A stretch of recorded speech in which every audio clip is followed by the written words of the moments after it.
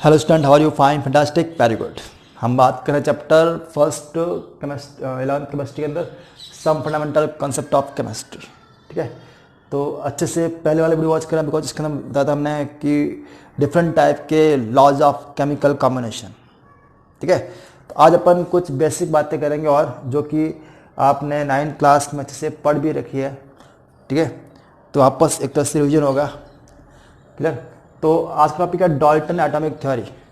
पढ़ा हुआ है 9th क्लास के अंदर, मैंने लिख दिया यहाँ पर ताकि टाइम वेस्ट नहीं हो लिखने में। तो फर्स्ट पॉइंट लिखा हुआ है, all the matter have small small particles, individual particles. Dalton का पहला पॉइंट क्या था कि सारे मैटर होते हैं वो स्मॉल स्मॉल पार्टिकल्स के बने होते हैं। इनको अपन एटम्स कहते हैं, ये इंडिविजुअल होते हैं। ठीक है, मैटर क्या था पता होना चाहिए। Anything it is mass and occupy space called matter. इसके लिए अपन ने पहले जो इस चैप्टर का फर्स्ट वीडियो वॉच करें। ठीक है, तो सारे मैटर में स्मॉल पार्टिकल्स को अपन एटम बोलते हैं, ये इंडिविजुअल होते हैं।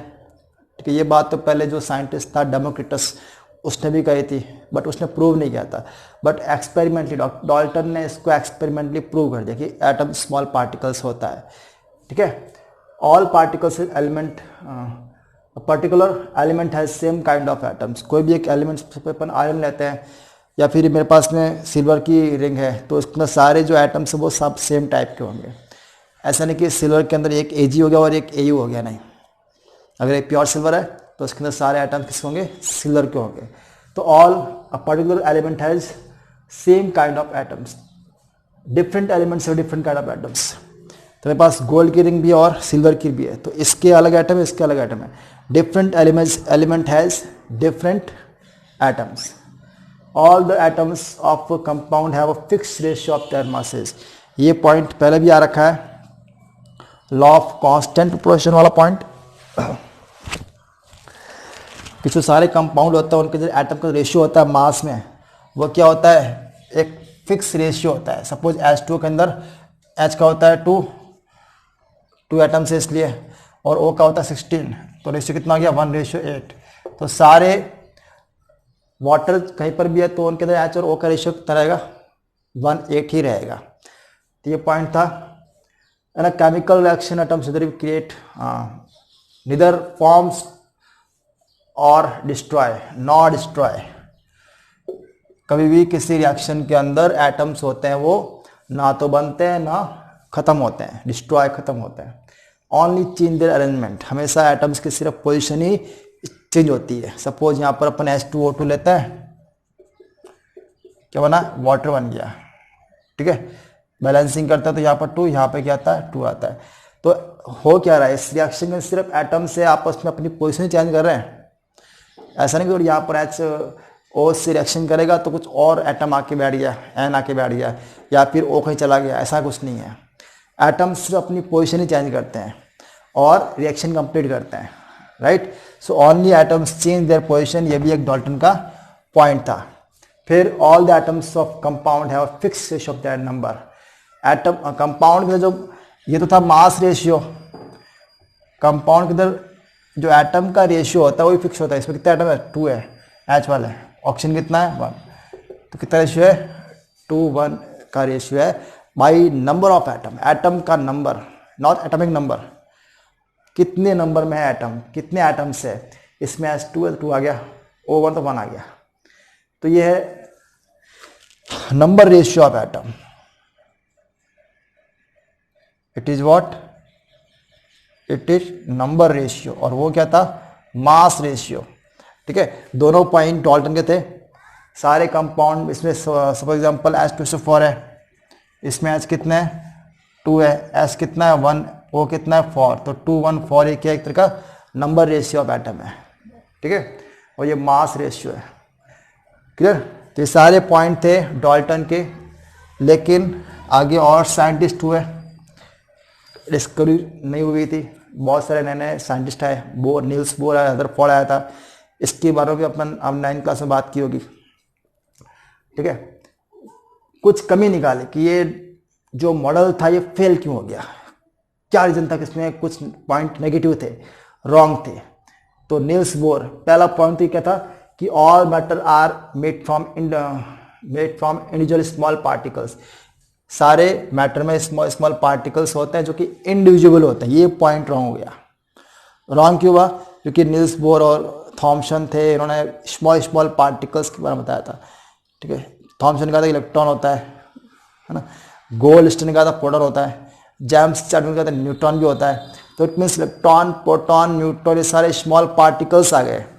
तो कुल मिला के अब एटम्स स्मॉल पार्टिकल नहीं रहा। ठीक है, तो ये इसकी लिमिटेशन थी एक main. Atoms are not individual, they are made from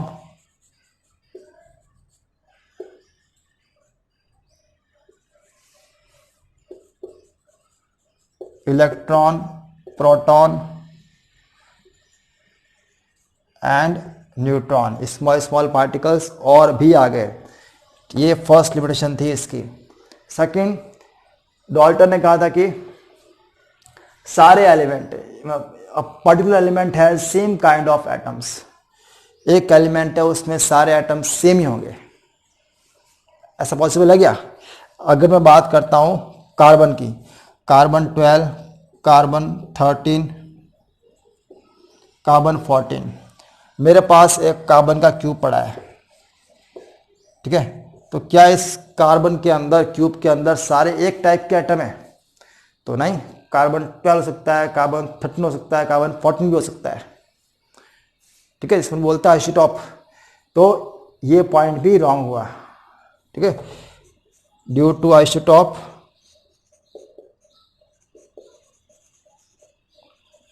all elements, नहीं, अ पर्टिकुलर एलिमेंट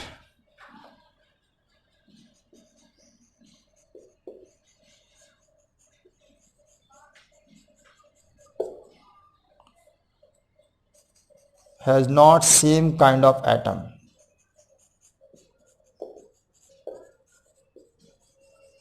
एक एटम है वो, एक एलिमेंट है वो सेम काइंड के एटम से मिलकर बना हो, ये पॉसिबल नहीं है। ठीक है, फिर कह रहा है कि डिफरेंट टाइप के एलिमेंट में, ये वाला पॉइंट, डिफरेंट एलिमेंट्स और डिफरेंट एटम के जितने भी डिफरेंट एलिमेंट है उनमें कोई सिमिलरिटी नहीं होती है। ऐसे फॉर एग्जाम्पल गोल्ड है, ये वाला सिल्वर है, तो ऐसे एटम में कोई सिमिलरिटी नहीं होती है। तो ये पॉइंट भी रॉन्ग हुआ था इसका। हमने पढ़ा था आइसोबार, पढ़ा था। आइसोबार क्या होते हैं? जिनके मास सेम होते हैं, लाइक दैट ऑर्गन 40 और कैल्शियम 40। तो है डिफरेंट एलिमेंट बट कुछ कॉमन है, इनके मास सेम है। ठीक है, तो ये पॉइंट भी रॉन्ग हुआ था डाल्टन का। थर्ड पॉइंट था इसका, different element may have same property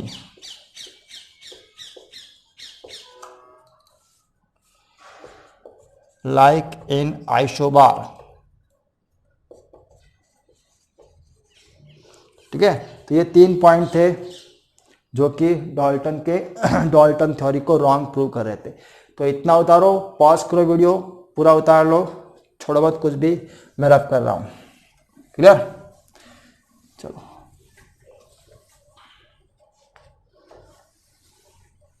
जब भी उतारना तो वीडियो पॉज करो, फिर उतार लो। फिर अपन नेक्स्ट टॉपिक पे आते हैं, दैट इज एटॉमिक मास।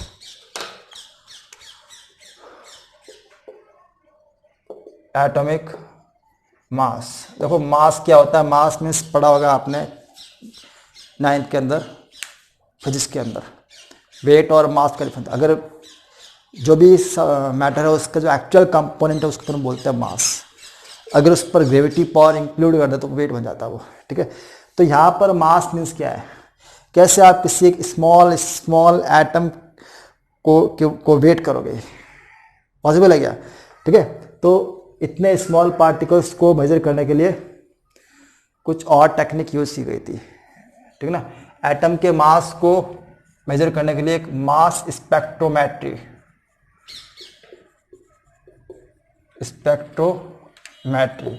जो कि आप हायर क्लास में पढ़ोगे, कैसे आप स्मॉल स्मॉल पार्टिकल्स का मास मेजर करते हैं on the base of nuclear matter, nucleus में क्या उसके बेस पर, है ना, इलेक्ट्रॉन प्रोटॉन के बेस पर।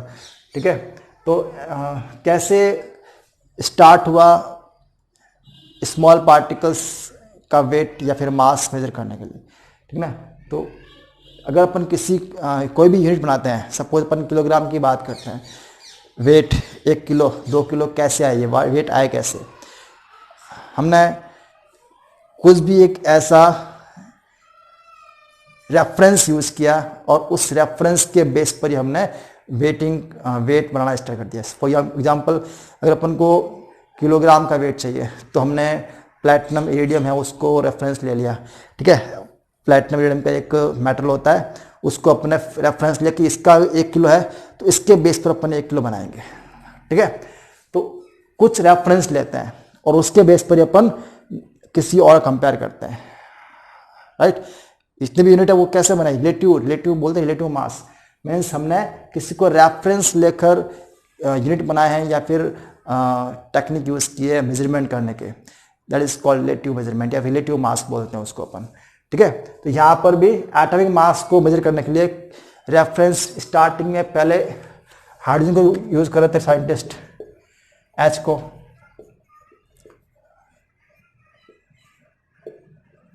पहले साइंटिस्टों ने हाइड्रोजन को रेफरेंस लिया था कि अपन इसके रेफरेंस पर किसी और एटम का मास मेजर करेंगे, बट ये बाद में फेल हो गया बिकॉज हाइड्रोजन अपने आसपास में इतना एविडेंस नहीं है, हमारे आसपास इतना मिलता नहीं है।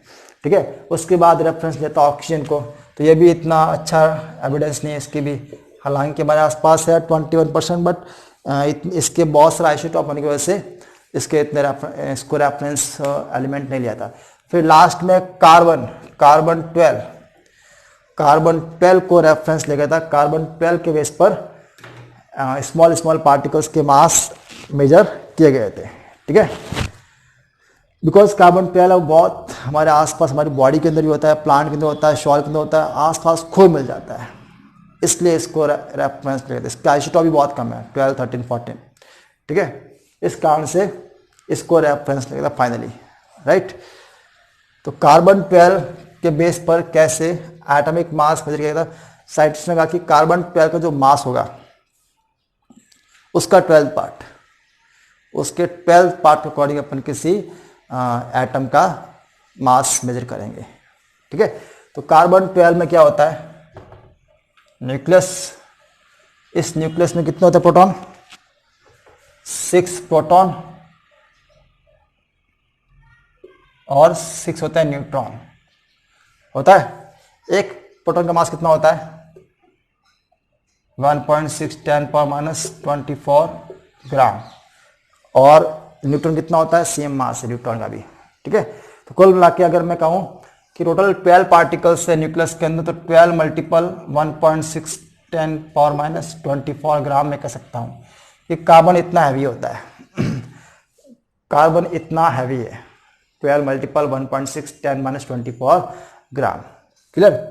अब कोई भी एटम का अगर अपन को मास मेजर करना है तो आपको इसका रेफरेंस लेना पड़ेगा, इसका 12th पार्ट, इसका 12th पार्ट रेफरेंस लेना पड़ेगा। सपोज मुझे हाइड्रोजन लेना है, H में कितने होते हैं प्रोटॉन, 1 होता है। ठीक है, H में कितना होता है प्रोटॉन, 1 ही होता है। राइट, एंड न्यूट्रॉन होता ही नहीं है। इट मीन्स इसके अंदर सिर्फ यही है 1.6 मल्टीपल 10⁻⁻24। ठीक है, मैं एक्यूरेट नहीं लिख रहा हूँ, 1.677 होता है, 667 होता है, और इसमें प्रोटॉन का होता है, यहाँ पर वैल्यू आएगी 1.677। राइट, तो मैं 1.60 ले रहा हूँ फिलहाल। राइट, तो यहाँ पर इसका एक प्रोटॉन कितना होता है, मास इतना होता है। क्लियर। अब मैंने कहा कि जो भी एटम है इसका 12th पार्ट है ना, जो भी कार्बन जो आइसोटॉप से उसका 12th पार्ट के अकॉर्डिंग अपन को एटम का मास लेना है।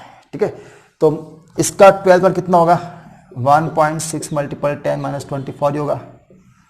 होगा। तो अगर मैं इसको इससे डिवाइड करता हूं तो कितना आता है, mass of H atom 1.6 multiple 10 minus 24 upon 1.6 multiple 10 minus 24, कितना आ गया, 1 आ गया। कितना आ गया, 1 AMU। इसको म्यू बोलते हैं अपन। मास का यूनिट क्या है, म्यू या फिर AMU। ठीक है, mu means unified mass, right, और AMU means atomic mass unit. AMU atomic mass unit, atomic mass unit. ठीक है, हाँ, this is the unit of the small particles, mass को मेजर करने का। इसके ऊपर शॉर्ट लिखता है mu. Mu means unified mass. ठीक है, तो सिंबल ये म्यू है। तो ऐसे कितना आ गया मास, 1 म्यू आ गया। अब एक्यूरेट इसका 1.008 होता है, बट मैंने यहाँ पर 1.6 और यहाँ पर 1.6 लिया है। अगर आप एक्यूरेट लोगे तो 1.007 समथिंग आ जाएगा। ठीक है, ओके। अब इसका डेफिनेशन लिखना है एटॉमिक मास का। The mass of any atom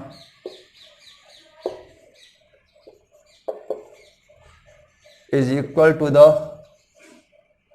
1/12 part of carbon 12 mass of atom. The mass of any atom is equal to the 1/12 part of carbon 12 mass of atom. Carbon 12 का जो 1/12 part है उसके according. ठीक है, तो carbon 12 mass of carbon 12 कितना होता है, ये रहा 12, इसका ऐसे लिखो 1/12 पार्ट ऑफ कार्बन 12 कितना हो गया, 12 मल्टीपल 1.6 मल्टीपल 10 माइनस 24 अपॉन 12 कर दिया। यहाँ पर 12 क्यों किया, बिकॉज यहाँ पर 12 पार्टिकल्स से अंदर एक पार्टिकल कितना मास है, ये रहा मास है ना। प्रोटॉन कितना होता है मास, 1.6 10 माइनस 24 होता है। तो 12 पार्टिकल्स तुम्हें 12 से मल्टीपल कर दिया।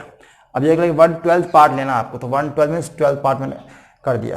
ठीक है, तो यानी कि कार्बन 12 का 12 पार्ट कितना हो गया, 1.6 मल्टीपल 10 माइनस 24, राइट। इस वेट को हम AMU भी कहते हैं। क्या बोलते हैं, AMU एटॉमिक मास यूनिट। क्या बोलते हैं, एटॉमिक मास यूनिट। यानी कि कार्बन 12 के 12 वाले पार्ट को अपन AMU कहते हैं, एटॉमिक मास यूनिट। ठीक है, अपन इसके रेस्पेक्ट में हाइड्रोजन निकाल सकते हैं, ऑक्सीजन निकाल सकते हैं, किसका निकाल सकते हैं, शायद वो रेफरेंस यही है। अगर मैं कहता हूं ऑक्सीजन का निकालो,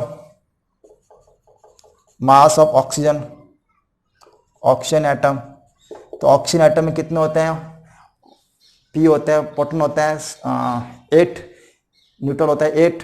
ठीक है, टोटल कितना 16 पार्टिकल, 16 मल्टीपल 1.6 मल्टीपल 10 माइनस 24 है कि नहीं भाई। ऑक्सीजन के न्यूक्लियस में कितने होते हैं, P होते हैं 16, N होते हैं 16। ठीक है, सॉरी 8 होता है, कितना होता है 8। टोटल कितने पार्टिकल्स है 16, तो 1 का कितना है 1.6 मल्टीपल 10 माइनस 24 एक पार्टिकल, तो 16 कितना हो गया, 16 मल्टीपल 1.6 10 माइनस 24, राइट। अब इसको आपको डिवाइड करना है किससे, कार्बन के 12 पार्ट से। तो कितना है कार्बन 12 पार्ट्स, ये रहा 1.6 मल्टीपल 10 माइनस 24, तो कितना आ गया 16 AMU आ गया। ऑक्सीजन एटम का मास कितना आ गया 16 AMU। ठीक है, अब एक्यूरेट होता है 15.8 समथिंग होता है, बट मैं फिगर में ले रहा हूँ। ठीक है, राउंड ऑफ करके। तो इतना उतारो पहला, फिर अपन नेक्स्ट बात करते हैं। ये था पूरा आपके एटॉमिक मास के बारे में। फिर अपन लेते हैं मोलर मास या एवरेज एटॉमिक मास, पहले वो रहता है। ये रख कर दूं मैं, चलो नेक्स्ट पॉइंट है आपके average atomic mass.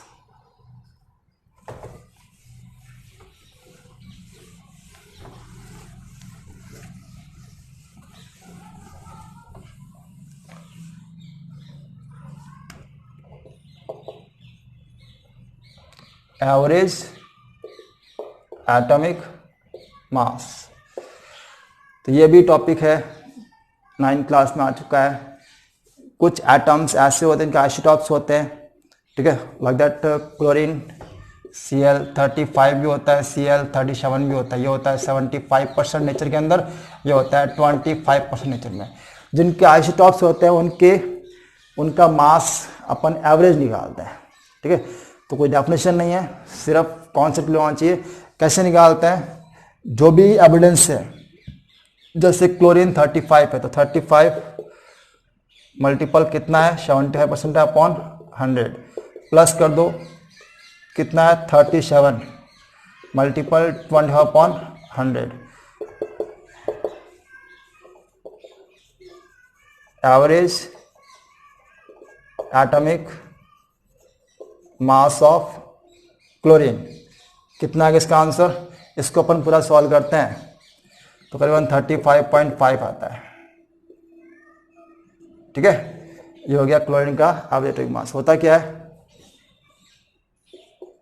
For isotopes we find the average atomic mass by comparing with evidence in nature।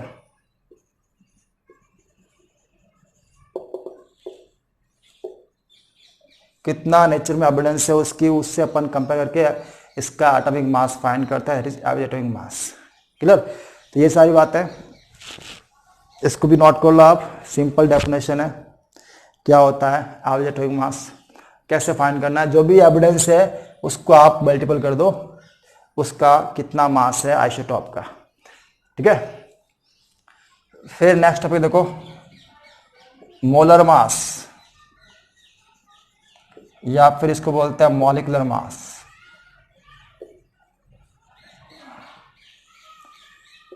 ये भी क्लास 9th में आ चुका है, ठीक है। क्या होता है? कोई भी एटम होता है, कंपाउंड होता है, उसके अंदर एटम्स के मास का सम of masses, sum of mass of all atoms in a particular compound।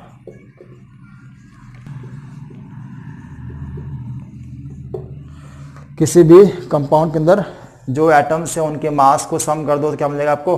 Molar mass या मॉलिक्यूलर मास, राइट। इसको अपन भी AMU मेजर करते हैं। सपोज अपन H2SO4 निकालना है, राइट। अगर वो 1 मोल है तो अपन उसको ग्राम यूज करते हैं प्रति यूनिट। अगर वो सिर्फ मॉलिक्यूलर मास निकालना तो अपन को AM यूज करना है, ठीक है। तो यहाँ पर कितना है 2 प्लस सल्फर 32 प्लस 64 कितना आ गया? 2 2 4 और 4 8 और 6 3 9 9 हो गया, 98 न्यू आ गया, ठीक है। तो किसी भी कंपाउंड के अंदर एटम का जो मास का जो सम होता है, it is called molar mass या फिर मॉलिक्यूलर मास। तो सिंपल डेफिनेशन, अगर मैं कहता हूँ कि CH3COH इसका निकालो तो कितने आटम है कार्बन के? 2। इसका लिख दो C2H5O2, है ना। तो कितने है कार्बन? 12 24 ये हो गया। H कितने है? 5, तो 5 कर दो। ऑक्सीजन कितना? 2 है तो 32 हो गया, ठीक है। तो टोटल कितना हो गया? 4 5 9 और 2 11 और 3 और 3 6 61। ये हो गया इसका एसिटिक एसिड का molecular mass.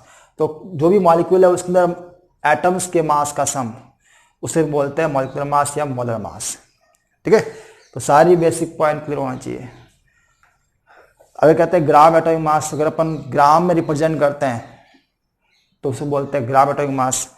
Gram molecular mass, अगर आप ग्राम में रिप्रेजेंट कर रहे हो, सपोज 1 ग्राम 2 ग्राम, ठीक है, जिसको मोलर मास भी कहते हैं। हालांकि इन दोनों में डिफरेंट क्या है, हल्का डिफरेंट है। अगर आप सिर्फ फॉर्मूला है उसके एटम्स का मास का सम कर रहे हो तो उसे बोलते हैं मॉलिक्यूलर मास। और मोलर मास जनरली यूज करते हैं 1 मोल सब्सटेंस के लिए।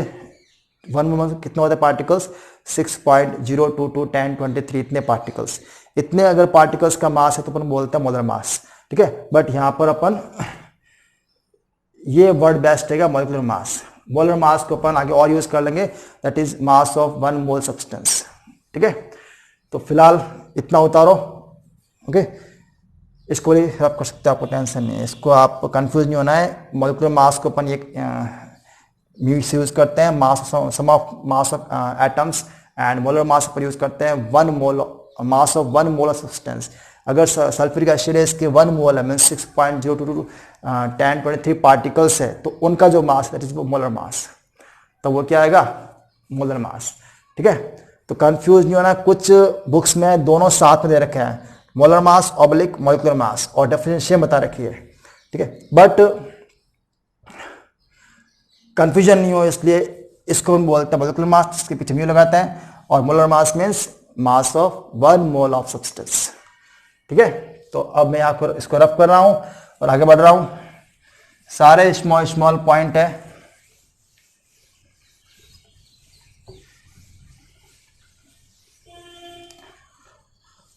ओके, नेक्स्ट है आपके फॉर्मूला मास। ये इतना काम नहीं आता है अपने, ये भी वही होता है कि कोई गिवन फॉर्मूला है, उसके अंदर एटम्स का मास का सम है ना, sum of mass of all atoms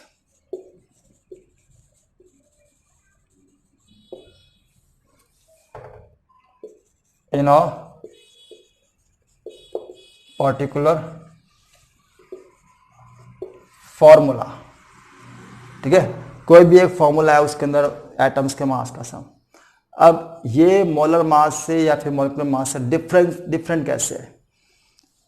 ज्यादातर कंडीशन में सारे कंपाउंड के अंदर मोलर मास और फॉर्मूला मास सेम रहेगा।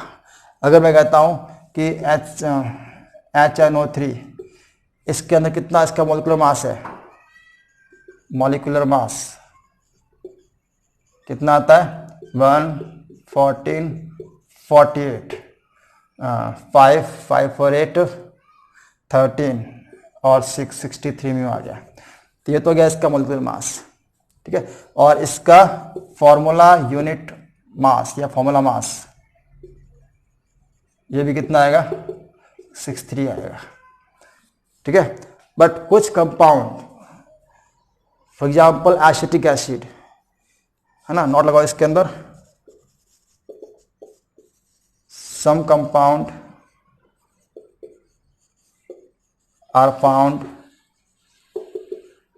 in dimer form.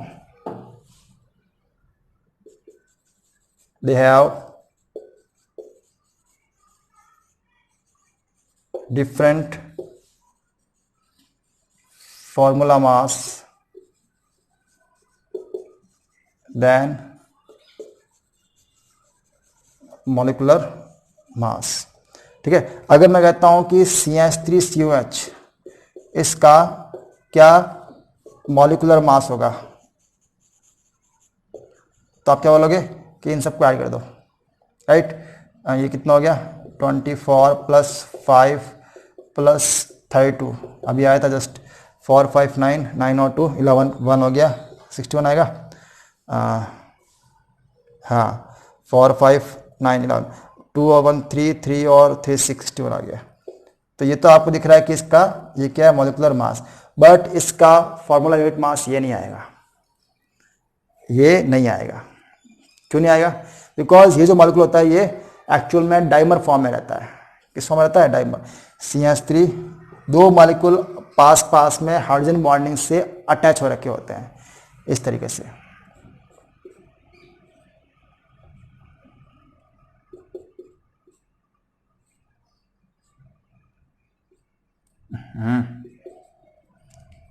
क्या कर दिया मैंने, एक फर्स्ट मॉलिक्यूल वाला, इसके नीचे